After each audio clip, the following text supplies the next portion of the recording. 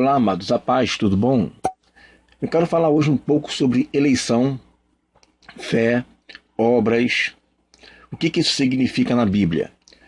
Por que tem tantas visões diferentes com relação a isso?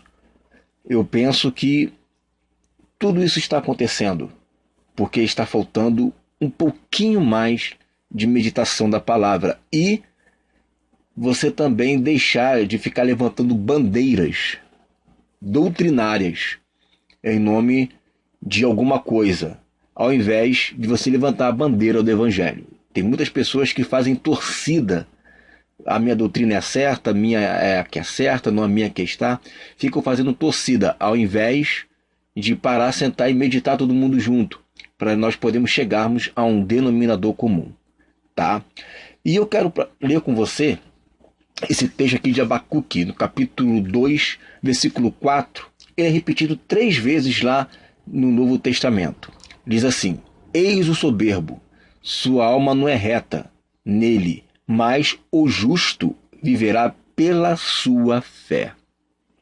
Esse texto é repetido lá em Romanos 1,17, onde está escrito: porque no Evangelho é revelada a justiça de Deus, uma justiça que do princípio ao fim é pela fé. Como está escrito, o justo viverá pela fé. É repetido em Gálatas 3,11. É evidente que diante de Deus ninguém é justificado pela lei, pois o justo viverá pela fé. E também é repetido em Hebreus no capítulo 10, versículo 38. Mas o meu justo viverá pela fé, e se retroceder, não me agradarei dele. Tá? Agora, o que é a fé aqui no hebraico? O que esses textos você entende que quando Paulo e os outros apóstolos, ou seja lá quem escreveu o livro de Hebreus, estavam escrevendo isso, eles estavam olhando a mente com a interpretação do que é a fé na linguagem hebraica, que é emuná, firmeza, fidelidade, estabilidade. Por isso que lá em Hebreus, no capítulo 10, versículo 38, fala: se ele retroceder, a minha alma não terá prazer nele. Por que ele retrocede? Porque ele perde a sua firmeza. Não é isso que Paulo fala: aquele que está de pé, cuide para que não caia. Então, a fé, o justo vive pela fé, eu sou salvo pela fé. A fé está implicitamente implicado em fidelidade e não unicamente em crer. Eu creio. Se eu creio, então tá certo. Se eu creio, tá tudo ok. Uma confissão, né? Eu creio que Jesus Cristo é o meu Salvador. Pronto, já estou salvo e ponto final. Agora já está tudo ok. Não, não é assim que funciona. A minha salvação, ela parte do princípio que eu creio em Deus, logo eu obedeço a Ele. Porque a fé, simplesmente pela fé, no sentido de crença, no sentido de acreditar em algo, isso para Deus, uma simples confissão, para Deus, dependendo do caso, não significa nada. Por exemplo, o homem da cruz, o que ele poderia fazer? Ele confessou ali, publicamente, a sua fé em Jesus e não teve como se batizar, não tomou a Santa Ceia, né? Não congregou com os irmãos, não teve nenhuma prática de amor para com o próximo, não teve como fazer nada disso. Por quê? Porque ele estava ali numa condição que qualquer pessoa racional sabe que não haveria tempo para mais nada. Foi uma confissão e de imediato ele, crendo em Jesus, logo veio a morrer. Então, o que vai ser cobrado dele, né? Como que vai ser cobrado alguma coisa? Ele vai ser cobrado na medida do que foi lhe dado a oportunidade para se fazer algo. O que foi dado a ele como oportunidade? Crer. Pronto. Agora, eu, muito mais do que crer, porque eu vivo nesse contexto do mundo e a mim é dada a oportunidade de praticar as boas obras. Então vamos lá. Em Romanos capítulo 3, versículo 20, diz assim: que ninguém será justificado diante dele por obras da lei, em razão de que pela lei veio o pleno conhecimento do pecado. Então ninguém será justificado pelas obras da lei. Ponto. Está escrito. Paulo disse isso. Agora, que obras da lei são essas? Que ninguém é justificado. Se ninguém é justificado pelas obras da lei, e já está escrito, é isso mesmo, não existe contradição nenhuma. Ninguém é justificado pelas obras da lei. Agora, que obras da lei são essas que Paulo fala que ninguém é justificado? Vamos ler? Isso está lá em Efésios, no capítulo 2, a partir do versículo 8. Diz assim: porque pela graça sois salvos, mediante a fé. Que fé? Emuná. É emuná. Você tem ali na igreja primitiva, de Gênesis a Malaquias, eles têm um entendimento que fé é emuná, é firmeza, fidelidade, estabilidade, tá? Pela graça sois salvos mediante. A graça me salva mediante, ou seja, através, tá? Por meio de, por causa de. Então eu sou salvo pela graça por causa de alguma coisa. Por quê? Por causa da minha firmeza. É por causa da minha firmeza. É por causa da minha fidelidade. É por isso que lá em Gálatas capítulo 6, quando fala dos frutos do Espírito, algumas traduções, ao invés de colocar fé, coloca fidelidade. Por conta do emuná. Então eu sou salvo por causa da minha fidelidade. Eu sou salvo pela graça, mas por causa de alguma coisa. Que alguma coisa é essa? Por causa da minha fidelidade. Isso vem de mim? Não. Isso é um dom de Deus. Por quê? Porque é Deus que me salva. É Deus que me salva. A graça foi Ele que me deu. A fé, que é um dom, foi Ele que me deu. Mas isto é unicamente uma mão única? Não. Aí Paulo vai dizer por que não é uma mão única. Olha só. Não de obras. Que obras são essas? Ele vai dizer mais na frente. Para que ninguém se glorie, pois somos feitura dele, criados em Cristo Jesus, para boas obras. Então, olha só. Então, eu tenho um dom de Deus, tá? Essa graça que me envolveu e que me salva, mediante a uma fé que Deus me deu, que também é o dom dele, é o dom da fé, e isso faz com que eu pratique as boas obras. Então, é uma via de mão dupla e não única. Ele me dá todas as condições para que eu possa estar obedecendo a Ele. Se eu o obedeço da forma que Ele quer que eu obedeça, não é porque eu simplesmente acordei hoje, caramba, hoje eu estou a fim de obedecer a Jesus, hoje eu estou a fim de nascer de novo. Não. O nascer de novo é algo que é Deus quem faz na minha vida. Não tem participação humana nenhuma disso, é um dom de Deus. Um novo nascimento não tem participação nenhuma. A ressurreição espiritual não tem participação nenhuma disso. Mas agora eu te pergunto, o batismo nas águas tem participação humana? Tem. Porque não é Deus que vai chegar lá e vai me levar à força para poder batizar. Né? É algo voluntário. Por isso é quem crê e for batizado. Eu creio em Deus porque houve um novo nascimento, houve uma graça sobre a minha vida. Isso não é minha, isso não vem de mim, é um dom de Deus, mas depois de eu receber esse dom, há uma responsabilidade minha também. Que responsabilidade minha é essa? Praticar as boas obras. Esse praticar as boas obras está implícita na fidelidade, porque eu sou salvo mediante a fidelidade. Tá? Essa graça que me salva é um dom de Deus, é Deus que me salva, mas é mediante a minha fidelidade, tá?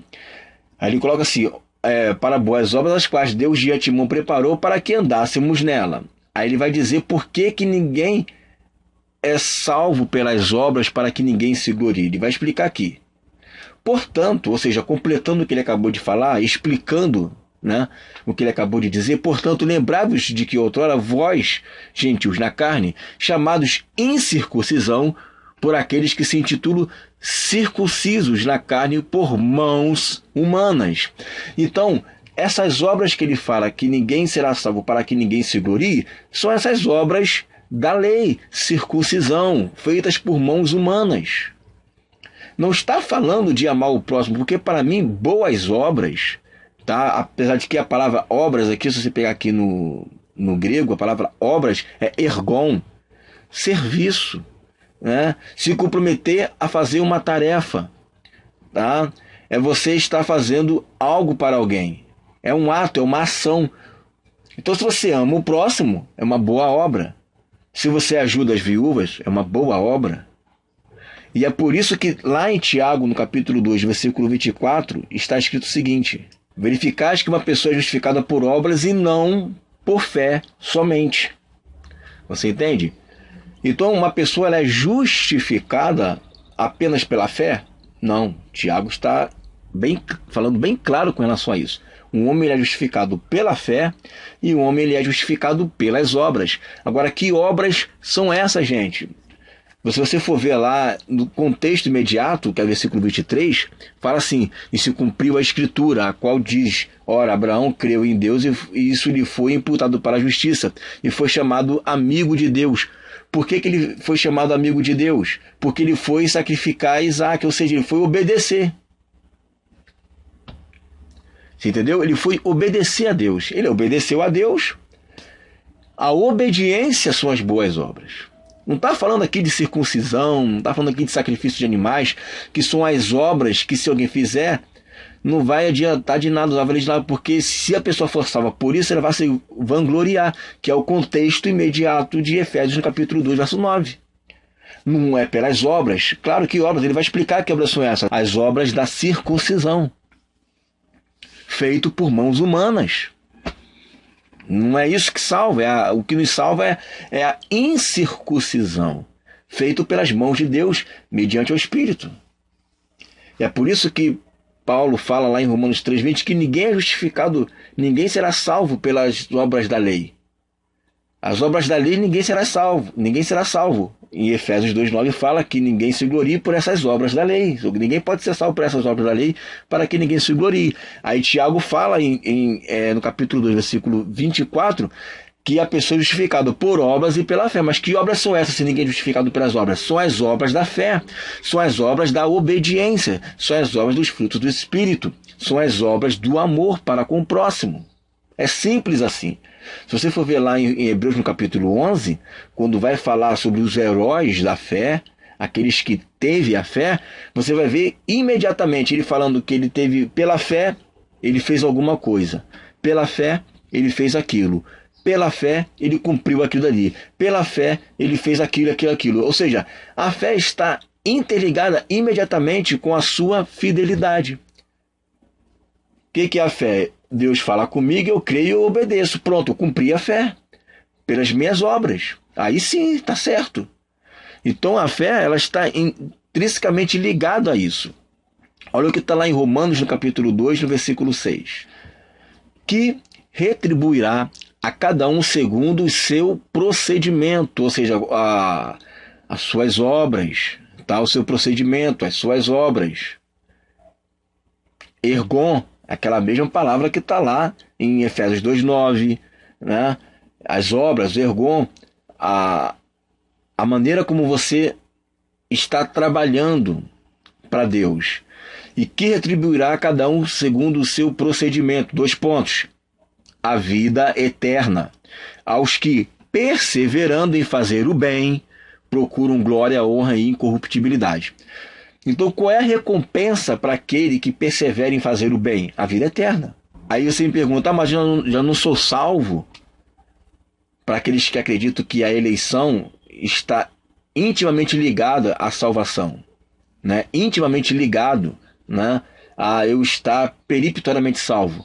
Aí eu pergunto para você, você é salvo pela fé ou você é salvo pela eleição?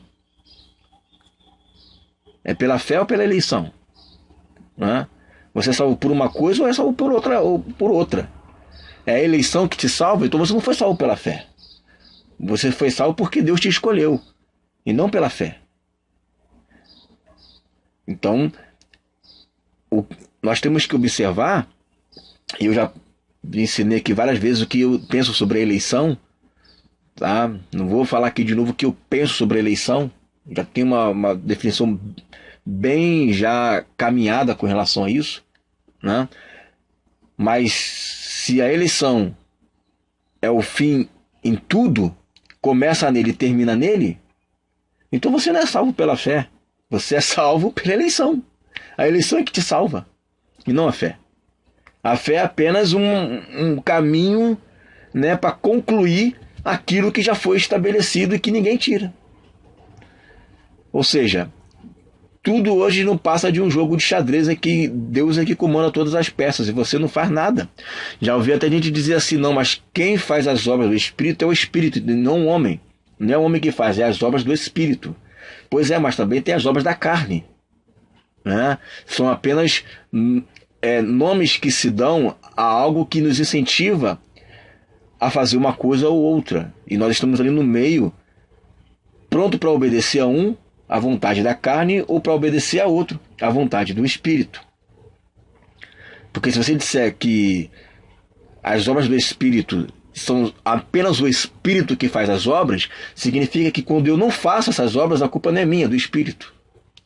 E não tem nada a ver uma coisa com a outra, isso é um absurdo. Então as obras do Espírito, ela está intrinsecamente ligada à vontade de Deus na minha vida mediante a abertura que eu dou a Ele. O coração voluntário que eu deixo Deus trabalhar na minha vida para que esse Espírito também trabalhe. Então é sempre os dois trabalhando juntos. E tudo começa pela graça de Deus, que é o novo nascimento, que aí não tem participação humana nenhuma, é Deus que escolheu realmente. E aí é que é uma particularidade que eu creio da eleição. Tá? Se você for ver lá em Mateus, no capítulo 7, quando vai falar daquela passagem, versículo 21, Senhor, Senhor, o teu nome fizemos isso, fizemos aquilo, o que está querendo dizer? Olha, vai ter muitas pessoas que vão estar confessando o meu nome, confessando que no meu nome eles fizeram isso, isso e isso. Mas por que eu vou rejeitar? Porque eles praticam a iniquidade. Então a prática da iniquidade, ela vai revelar que mesmo que existe uma confissão de fé, não é o suficiente, não adianta só confessar. Não adianta só crer, no sentido de acreditar, porque senão a salvação passa a ser uma superstição. Basta eu crer e está pronto, está tudo certo.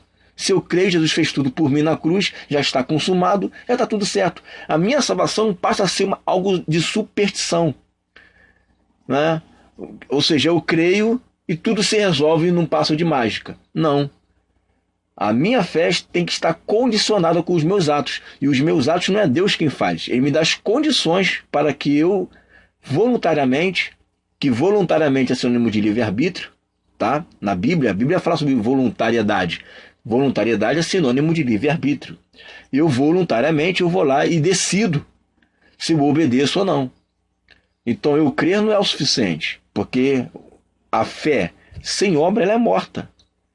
E aí tem mais um texto para a gente poder encerrar esse assunto, que está lá em João, no capítulo 6, versículo 37. Diz assim, todo aquele que o Pai me dá, tá? Então nessa parte eu acredito que existe essa eleição sim, Deus é que leva as pessoas até Ele, pela eleição, tá? Pela eleição, Deus é quem leva essas pessoas até o Filho.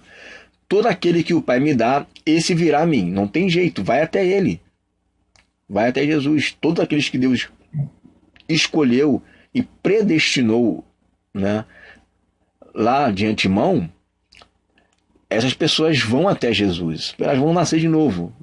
É certo isso. É líquido e certo. Tá? E o que vem a mim, olha só. E o que vem a mim, de modo nenhum o lançarei fora. E a palavra aqui no grego ele é até mais forte do que de modo nenhum.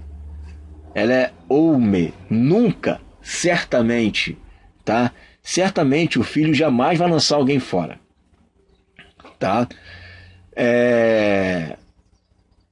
Esse texto você lendo assim seco,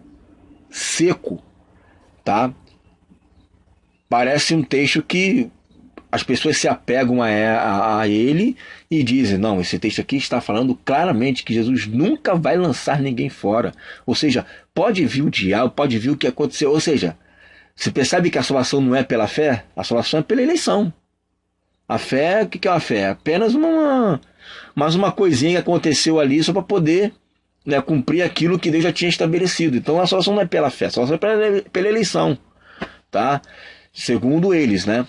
Então, todo aquele que o Pai me deve a vir a mim, esse que vem a mim de maneira nenhuma lançarei fora, já está salvo mesmo, né? Não adianta, o diabo nunca vai tirar você das mãos de Deus, porque o que Deus determinou está determinado.